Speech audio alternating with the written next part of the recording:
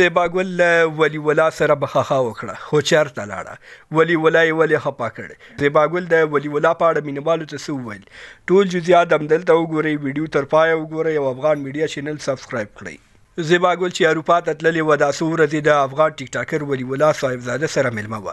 نن یې په خپله یوه ویډیو کې منلې ده چې له ولی الله څخه روانیږي او خپل کور ته ځي زیباګل اروپا ته د ولی الله د ملاتړ لپاره راغلې وه تر څو له هغه سره د عرب مخالف پر وړاندې د ګیم ګټلو کې مرسته وکړي او یوه ویډیو ورته جوړه کړه چې د خپلو مینوالو یې وغوښتل چې د ولی الله لایف ته راشي او لایف یې شیر کړي تر څو له عرب مخالف لوبه وګټي هماغسې وشو له ولی الله لوبه وګټله په هر حال له دې به تاسې ټول هیوادوال ښه خبر یاست اصلي موضوع ته راځم چې مینهوالو او هغو خلکو ته زیباګل یو پیغام ورکړ کومو خلکو چې اوازې یې خپرې کړې وي چې زیباګل له ولی الله سره مینه لري او د هغې لیدو لپاره له خپل کور دوبۍ نه اروپا ته تللې ده اصل کې هیڅ خبره نشته او زیباګل یوازې د خپل افغانیت او پښتونولۍ لپاره د ولی الله د ملاتړ لپاره اروپا ته تللې وه ځکه چې زیباګل او ولی الله دواړه پښتانه او دواړه افغانان دي ولی الله هم په لایف ویډیو کې اقرار وکړ چې زیباګل ورته وویل چې ته زما د زوی پر ځای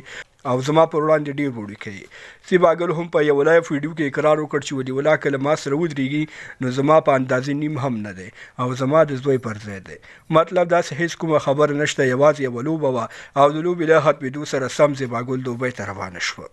تاسې په دې اړه څه ویل لرئ کمنټ کې ولیکئ له ملتیا مو نړۍ مننه تر بیا ښې چارې